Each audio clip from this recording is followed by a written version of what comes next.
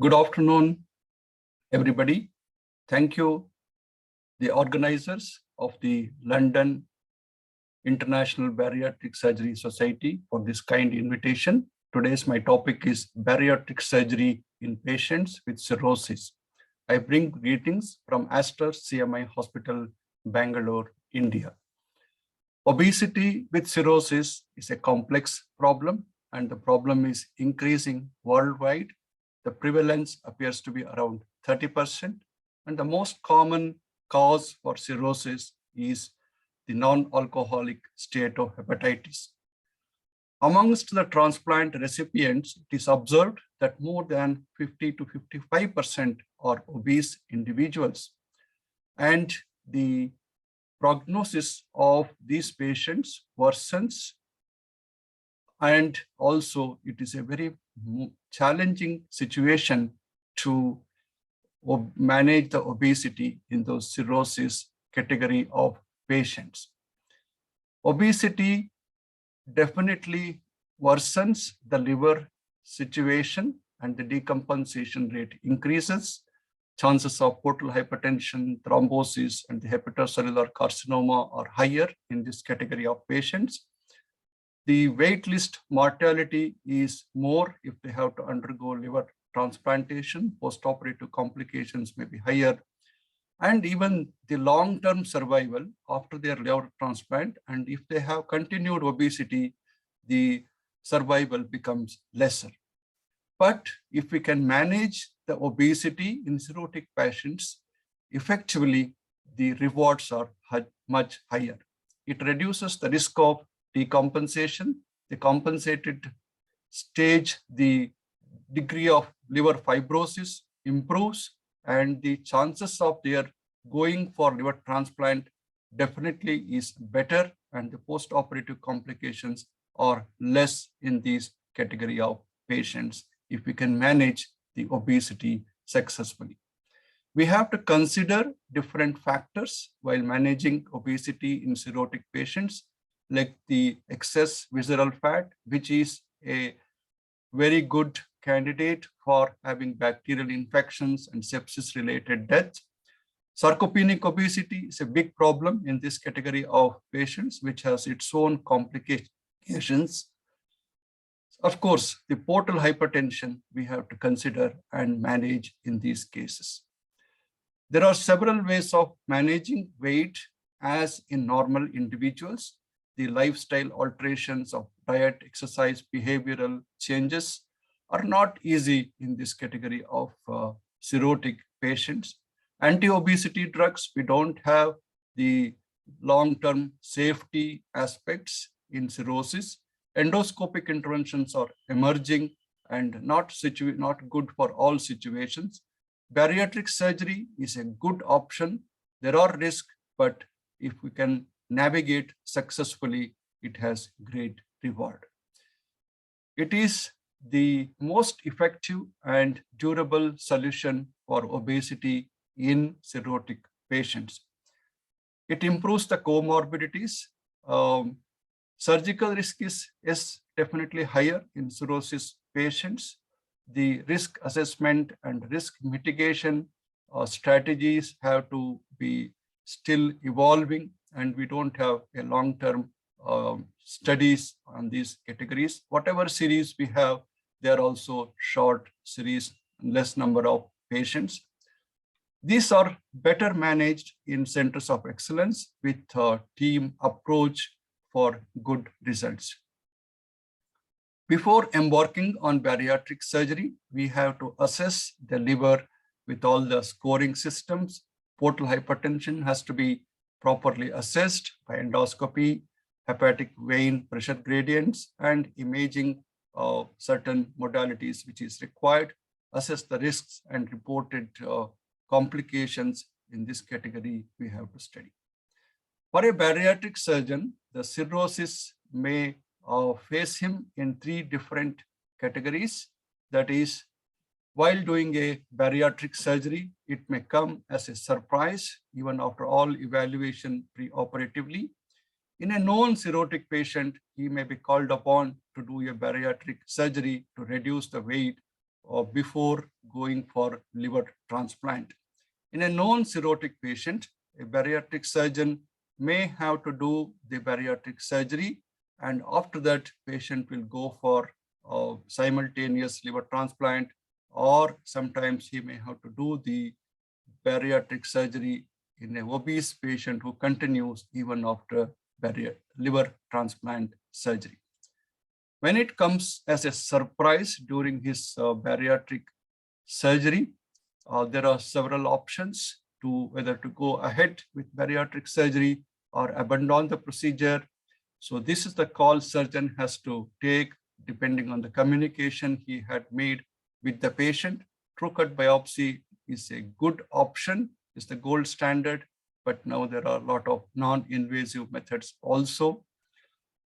Appears if he has to continue the bariatric surgery, a less malabsorptive or a restrictive procedure appears to be much better than a malabsorptive procedure. A lot of surgeries have been tried in these cirrhotic patients: adjustable gastric band, Roentgen gastric bypass, sleeve gastrectomy. Even the PPD has also been done in some of these patients. Optimal method has to be decided prior to surgery. Adjustable gastric band is the least invasive and it's the restrictive procedure. The problem is when we implant, so that may get infected in these compromised patients, and the endoscopy, ERCP may become difficult also. RYGP, we have the large experience. It's an effective, longest experience having surgery in the RYGB. In a liver cirrhosis patient, the surgery may be a little complex. It's a malabsorptive surgery with potential for worsening liver dysfunction. Most importantly, the access to stomach and biliary tract is not possible after the RYGB. Sleeve gastrectomy is emerging as a great option. It is technically less challenging. It preserves the endoscopic access to stomach and biliary tree, and it's well tolerated whether before transplant or during transplant or in the post liver transplant setting also. Bleeding risk may be higher, especially in the varices patients because of a long staple line. Some patients have developed portomesenteric thrombosis also. If you see in this slide, the liver after bariatric surgery is definitely in a better shape. The steatohepatitis may completely disappear in some patients. The liver fibrosis improves, and liver transplant also may be prevented in certain patients if they are in child A category. Most of the studies of bariatric surgery in cirrhotic patients are small numbers, but if you see, the sleeve gastrectomy appears to be the best option than the malabsorptive procedures. We have now long-term survival data up to 8 to 9 years, and they all show good results for the sleeve gastrectomy and small number of gastric bypass patients also. Of course, the higher and more severe complications we have to accept in the cirrhosis group of patients when we do bariatric surgery. The third setting is the patient has to undergo liver transplant and he's obese, and obesity becomes a big barrier with all its comorbidities. So here surgeon has to carefully select, and survival after liver transplant according to MELD and BMI, you can see here the best possible survival rate is when the weight is reduced and they have a long-term good post-transplant life. If the patient has compensated cirrhosis at the time of doing a pre-transplant bariatric surgery, best is to do sleeve gastrectomy, and they have good prognosis and also chances of getting into liver transplant program is much better. In the decompensated liver disease, simultaneous liver transplant and then sleeve gastrectomy at the end of the transplant is an option, but this again has to be decided carefully in the operation setting, how the patient is behaving at the end of the liver transplant. Other option is to do sleeve gastrectomy after liver transplant after 6 months or so. If the patient continues to be obese, there are small case series which are multiple. Pre-transplant setting is the good option for the liver transplant surgeon and also bariatric surgeon. It improves liver function, lessens the post-transplant complications, and long-term survival is also good, but yes, potential morbidity and mortality we have to consider. Simultaneous liver transplant with bariatric surgery, advantage is the single surgery, recovery, and the risk of post or peri-op complications related to portal hypertension are much lesser. It is a difficult situation. The patient will be on multiple drugs, so there may be more malabsorption. Post-operative management has to be very, very intense. Post-transplant situation, here the liver condition is much better. The problem is for the bariatric surgeon is technically more difficult because of the liver transplant and also adhesions, everything, and patient will be on immunosuppressant drugs. Pre-transplant laparoscopic sleeve gastrectomy has definitely shown good results and very good weight loss, and they go for from transplant in a good shape of the liver. Sleeve gastrectomy after liver transplants, studies have shown that complication rates are higher, but the long-term results are good. Weight loss is excellent.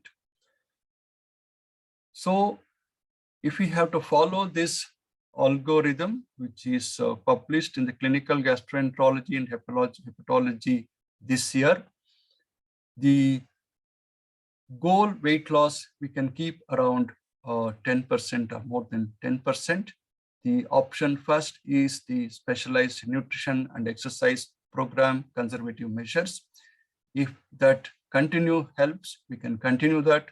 Otherwise, we consider whether patient is compensated or decompensated. Compensated cirrhosis, we have to carefully evaluate the portal hypertension, the assess sarcopenia, and also assess for the comorbidities and or any alcoholism in these patients. If we can optimize all these things in these patients, we can go for a laparoscopic sleeve gastrectomy and continue the weight management. If the patient is decompensated, then these are the candidates probably for the liver transplants. We have to consider bariatric surgery in the pre-transplant setting or simultaneous bariatric surgery with liver transplant, or in a small number of patients, even bariatric surgery after liver transplant is done. So ladies and gentlemen, obesity with liver cirrhosis is a double trouble.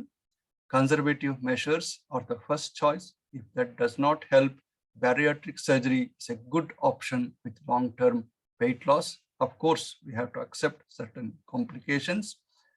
Amongst the surgery, the sleeve gastrectomy appears favorable in all settings of the liver cirrhosis. I presume this is better done in centers with excellence, with active bariatric and transplant program. I invite you all for this Indian Congress, OSSICON 2022, which will be held at Bangalore from 24th to 26th February 2022. Welcome you all. This is the website. You can go and get all the details and also register. Thank you very much. Thank you, everybody.